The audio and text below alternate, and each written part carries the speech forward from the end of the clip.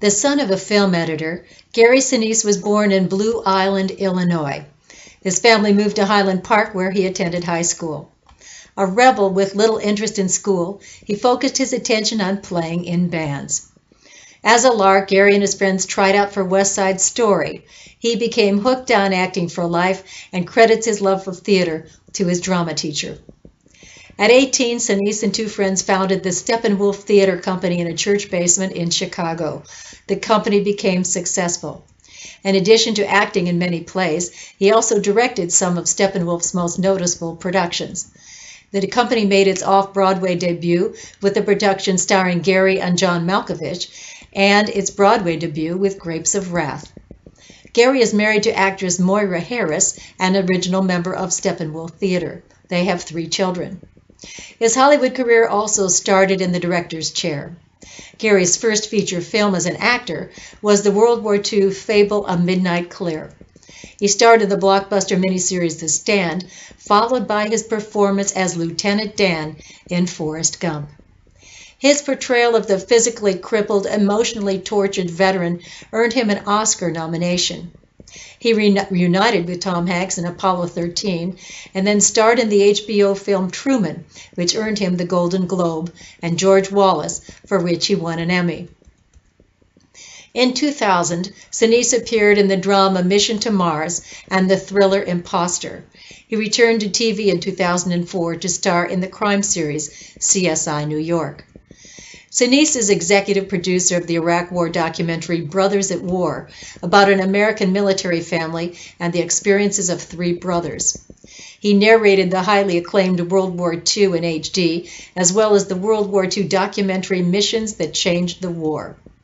Of all his performances, Gump is the film that started a life's work for Sinise, with the real-life military, especially wounded warriors, embracing his disabled and depressed Lieutenant Dan character as their own.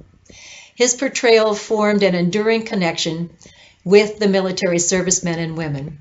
Wherever I go for the military, they always call me Lieutenant Dan. They just can't help it, he says.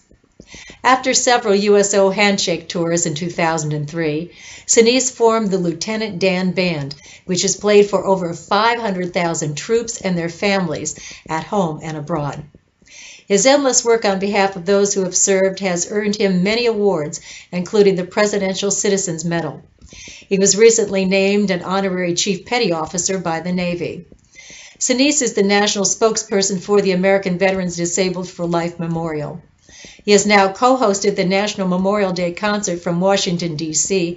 for the 9th year. He never misses because he knows how important it is to keep up awareness of all the sacrifices that are made to maintain our freedom. In 2011, Sinise launched his foundation. The first phase was a custom smart house building project for severely wounded veterans. Another program helps veterans adapt military skills into advanced manufacturing jobs while empowering employers to recruit and mentor veterans. He co-founded Operation Iraqi Children. Sinise said, "Iraq is in the news every day and most of it is bad, but there are some positive stories, and how our soldiers are rebuilding schools and helping kids is one of them." His foundation has taken on such a priority that Sinise doesn't foresee himself acting again for a while. "I'm too busy now. It's very full time for me with the military support work and the foundation work." Sinise was impacted by his role as Lieutenant Dan as much as the military servicemen and women have been impacted by his portrayal. This doesn't leave much doubt that Sinise was a wounded veteran of a former war, World War II, the Civil War, both.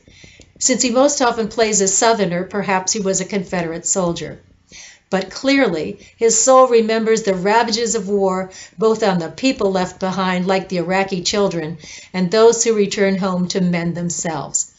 With Paramount's re-release of Forrest Gump for its 20th anniversary, perhaps even more Americans will look to Gary Sinise and Lieutenant Dan as a reminder for compassion, honor, and service to our returning military heroes as they make their challenging re-entry into society. This is Dr. Barbara Lane, author of 16 Clues to Your Past Lives, reminding you to learn from the past, live in the present, and create a fulfilling future.